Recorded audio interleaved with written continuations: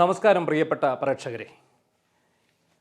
മന്ത്രിയുടെ കഴുത്തുളുക്കും രാഷ്ട്രീയ പാർട്ടിയിലെ മറുകണ്ഠം ചാടലും പാർട്ടിക്കുള്ളിലെ അന്ധഛിദ്രങ്ങളുമൊക്കെയായിട്ട് നിരവധി വാർത്തകൾ ചർച്ച ചെയ്യുന്നതിനിടയിൽ കേരളം ശ്രദ്ധിക്കപ്പെടാതെ പോയ രണ്ട് പ്രധാന വാർത്തകളാണ് ഞാനിന്ന് നിങ്ങളുടെ മുന്നിലേക്ക് കൊണ്ടുവരുന്നത്. ഒന്ന്, കൊല്ലം മരുത്തടിയിൽ ഒരു പാവപ്പെട്ട യുവാവിനെ സംഘം ചേർന്ന് തലക്കടിച്ച് കൊന്നതാണ്. മറ്റൊന്ന്, അങ്കമാലിയിൽ വഴിയെ നടന്നുപോയ ഒരു കോളേജ് വിദ്യാർത്ഥിയെ കാറിടിപ്പിച്ചു കൊന്ന ഒരു ഡോക്ടർ അറസ്റ്റിലായതാണ്. നമുക്ക് നോക്കിയാൽ ഈ രണ്ട് വിഷയങ്ങളും നമ്മൾ നോക്കുമ്പോൾ നമ്മൾ ഏറ്റവും അധികം ശ്രദ്ധിക്കപ്പെടേണ്ട രണ്ട് കാര്യങ്ങളുണ്ട്. കേരളം ശരിക്കും ഞെട്ടിപ്പോയ, പകച്ചുപോയ രണ്ട് വാർത്തകളാണിത്. എന്നാൽ ഇത് വേണ്ട രീതിയിൽ ചർച്ച ചെയ്യപ്പെട്ടിട്ടുണ്ടോ എന്നുള്ള കാര്യം സംശയമാണ്. കൊല്ലം മരുത്തടി ക്ഷേത്രത്തിൽ വെറും 18 വയസ്സുള്ള ഹരികൃഷ്ണൻ എന്ന യുവാവിനെയാണ് ഒരു സംഘം ആൾക്കാർ സംഘം ചേർന്ന് തലയ്ക്ക് വലിയ മരത്തടി ഉപയോഗിച്ച് അടിച്ചു കൊന്നത്. ആ യുവാവ് മരണത്തോട് മല്ലിട്ട് ദിവസങ്ങളായി തിരുവനന്തപുരം മെഡിക്കൽ കോളേജിൽ ചികിത്സയിലായിരുന്നു. ഇന്ന് അദ്ദേഹത്തിൻ്റെ മരണം സ്ഥിരീകരിച്ചിട്ടുണ്ട്. അദ്ദേഹത്തിൻ്റെ അവയവങ്ങൾ, മസ്തിഷ്ക മരണം സംഭവിച്ചപ്പോൾ തന്നെ അവയവങ്ങൾ ദാനം ചെയ്യും എന്നൊരു അറിയിപ്പുണ്ടായിരുന്നു. എന്നാൽ ഇന്നിപ്പോൾ പോലീസിൻ്റേതായിട്ടുള്ള ഒരു വാർത്ത വന്നിട്ടുള്ളത്, അങ്ങനെ ആ കൊലപാതകമായതിനാൽ മരണം സംഭവിച്ച ആളുടെ അവയവങ്ങൾ എടുക്കാൻ സാധിക്കില്ല. അതും റെയർ ഗ്രൂപ്പിൽപ്പെട്ട അവയവങ്ങളാണ്, എ നെഗറ്റീവ് ഗ്രൂപ്പിൽപ്പെട്ട അവയവങ്ങളാണ് ആ യുവാവിനുണ്ടായിരുന്നത്. എന്തൊരു കഷ്ടമാണെന്ന് നോക്കണം. നമ്മൾ ഒരുപക്ഷെ സോഷ്യൽ മീഡിയയിൽ നിങ്ങളെല്ലാവരും കണ്ടു കാണും. കുറേ പേർ ചേർന്ന്, സംഘം ചേർന്ന് ഒരു ഉത്സവ പറമ്പിൽ നിന്ന് ഒരു ചെറുപ്പക്കാരനെ വളഞ്ഞിട്ട് തല്ലുകയാണ്. അവൻ്റെ തല അടിച്ച് തകർക്കുകയാണ്. മദ്യലഹരിയിലായിരുന്നു സംഘമെന്ന് പറയുന്നു. 6 പേരാണ് പ്രത്യേകിച്ചും ഇതിനകത്ത് പ്രതികളായിട്ടുണ്ടായിരുന്നത്. അതിൽ 4 പേരെ അറസ്റ്റ് ചെയ്തിട്ടുണ്ട്. ഇനി 2 പേരെ പിടികിട്ടാനുമുണ്ട്. എന്താണ് കാരണം? ഒരു കാരണവുമില്ല. ആ സഹോദരനും ബന്ധുവിനുമൊപ്പം അവിടെ ഘോഷയാത്ര കാണാമെന്നാണ്, തിരുവാഭരണ ഘോഷയാത്ര.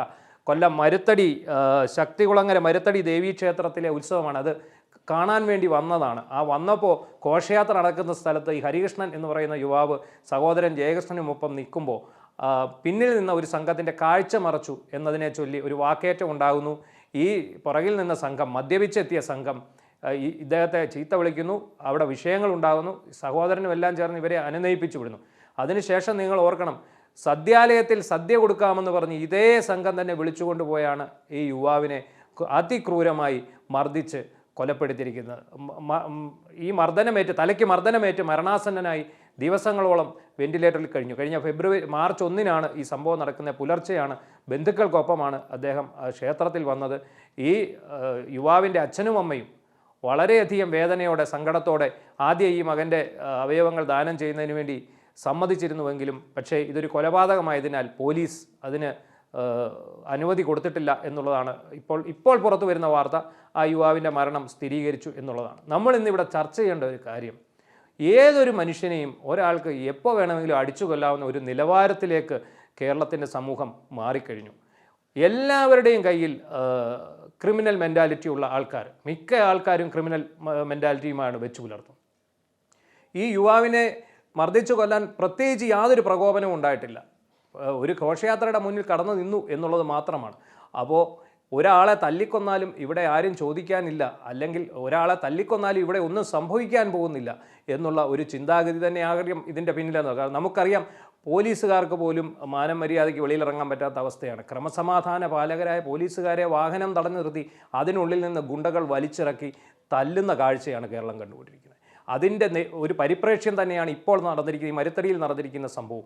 ആ യുവാവിനെ അതിക്രൂരമായി മർദ്ദിച്ചു കൊല്ലുന്ന ദൃശ്യങ്ങൾ, ആ ദൃശ്യങ്ങൾ സമൂഹ മനസാക്ഷിയെ ഞെട്ടിക്കുന്നതാണ്. സമൂഹത്തിൻ്റെ നെഞ്ച് പിടയ്ക്കുന്ന തരത്തിലുള്ള ദൃശ്യങ്ങളാണ് പുറത്തു വന്നിരിക്കുന്നത്. നമുക്ക് തന്നെ അറിയാം, ഒരു നിസ്സഹായനായ ഒരു യുവാവിനെ കുറേ പേർ ചേർന്ന് ചുറ്റിനും വട്ടം വളഞ്ഞു നിന്ന് മർദ്ദിക്കുകയാണ്. കുറേ പേരത് കണ്ടുകൊണ്ട് നിൽക്കുന്നുണ്ട്. ഒന്ന് എതിർക്കാൻ പോലും ആകാതെ ഈ തലയ്ക്ക് തടി കൊണ്ടുള്ള അടിയേറ്റ്, മരക്കഷ്ണം കൊണ്ടുള്ള അടിയേറ്റ് ആ യുവാവ് ഈ ലോകത്തോട് തന്നെ വിട പറയുന്നു. അപ്പോൾ തന്നെ അയാളുടെ മരണം ഏറെക്കുറെ സംഭവിച്ചു കഴിഞ്ഞിരുന്നു. മസ്തിഷ്കമെല്ലാം അപ്പോൾ തന്നെ ഡെഡായിരുന്നു. അതിനുശേഷം അദ്ദേഹത്തിന് കൂടുതൽ കാലം സർവൈവ് ചെയ്തതുപോലും മെഡിക്കൽ സംവിധാനങ്ങളുടെ സഹായത്തോടെയായിരുന്നു. ഇന്നിപ്പോൾ ആ ചെറുപ്പക്കാരൻ, 18 വയസ്സുകാരൻ, വെറും 18 വയസ്സുകാരൻ മരണത്തിന് കീഴടങ്ങുമ്പോൾ നമ്മുടെ സമൂഹത്തിന് ലജ്ജിക്കുകയല്ലാതെ വേറെ മാർഗമൊന്നുമില്ല. മറ്റൊന്നാണ്, അങ്കമാലിയിൽ ഒരു വാഹനാപകടമുണ്ടായി.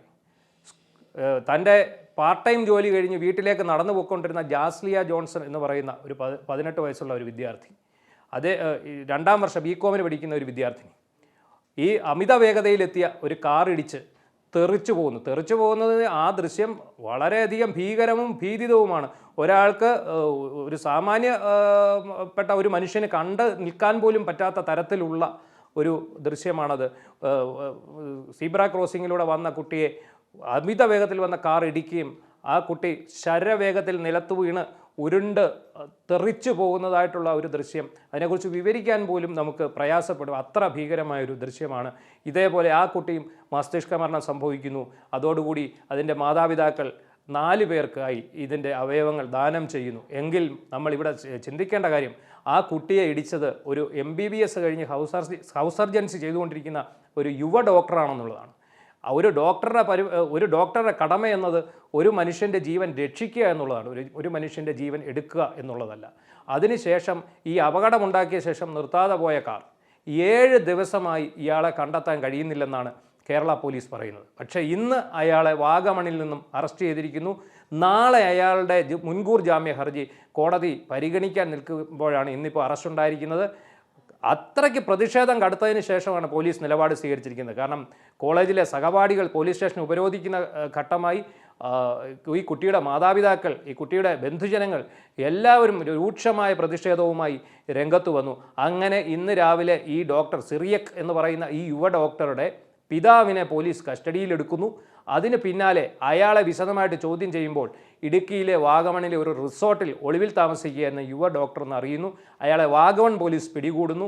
അവിടെ നിന്ന് നേരെ അയാളെ അങ്കമാലി പോലീസിന് കൈമാറുന്നു. ഓർക്കണം, ഒരു മനുഷ്യജീവനെ ഇടിച്ചു തെറിപ്പിച്ച് വളരെ നിസ്സാരവൽക്കരിച്ച് അവിടെ നിന്ന് രക്ഷപ്പെട്ടു പോയ ഒരു യുവാവിനെ ആ യുവാവിൻ്റെ വീട്ടുകാർ സംരക്ഷിക്കുകയാണ് ഉണ്ടായത്.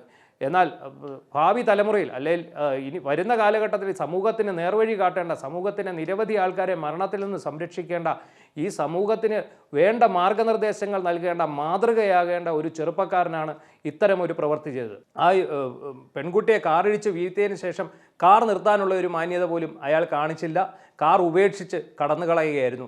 അപ്പോൾ ഇയാളെ ഒളിച്ച് താമസിപ്പിച്ചത് അയാളുടെ മാതാപിതാക്കൾ തന്നെയാണെന്നുള്ളതാണ് അതിലേറെ ഞെട്ടിക്കുന്ന വസ്തുത. കാരണം ഒരു മാതാപിതാക്കളും ഇത്തരം ഒരു മാതൃക ഒരു മക്കൾക്കും കാണിച്ചു കൊടുക്കാൻ പാടില്ല. പക്ഷേ അവിടെയും നമ്മൾ ശ്രദ്ധിക്കണം, അതിനുശേഷം ഒളിവിൽ പോയ ഇയാളെ കണ്ടെത്താൻ പോലീസ് ഇത്രയും ദിവസം ഉരുണ്ട് കളിച്ചു. ഇത്രയും ദിവസം പ്രതിഷേധങ്ങൾ ശക്തമായപ്പോഴാണ് ഇപ്പോൾ പോലീസിന് നേരം വെളുത്തിരിക്കുന്നത്. അങ്ങനെയാണ് ഇന്ന് ഈ യുവാവിനെ ഇന്നിവിടെ അറസ്റ്റ് ചെയ്തിരിക്കുന്നത്. ഈ 2 സംഭവങ്ങൾ, അതായത് കൊല്ലം മരുത്തടിയിൽ ഒരു പാവപ്പെട്ട യുവാവിനെ തലയ്ക്ക് അടിച്ചു കൊന്ന സംഭവവും ഈ അങ്കമാലിയിൽ ഈ പെൺകുട്ടിയെ കാറിടിച്ചു വീഴ്ത്തി അതിക്രൂരമായി കൊലപ്പെടുത്തിയ സംഭവം, രണ്ടും നമ്മുടെ സമൂഹത്തെ ഞെട്ടിക്കേണ്ട വസ്തുതകളാണ്. പക്ഷേ നമ്മൾക്കൊക്കെ ഇതൊക്കെ ചർച്ച ചെയ്യാൻ എവിടെ നേരം? നമ്മളിവിടെ രാഷ്ട്രീയമാണ് ചർച്ച ചെയ്യുന്നത്. കേരളത്തിലെ അടുത്ത ഭരണസമിതിയെക്കുറിച്ചാണ് ചർച്ച ചെയ്യുന്നത്. ഇപ്പോഴത്തെ ഭരണസമിതിയുടെ വീഴ്ചകളെക്കുറിച്ചാണ് ചർച്ച ചെയ്യുന്നത്. നമ്മൾ ചർച്ച ചെയ്യേണ്ട വിഷയങ്ങൾ ഇവിടെ ഉണ്ടായ ഈ 2 കൂട്ടർക്കും നീതി ലഭിച്ചിട്ടുണ്ടോ എന്നുള്ള കാര്യമാണ്.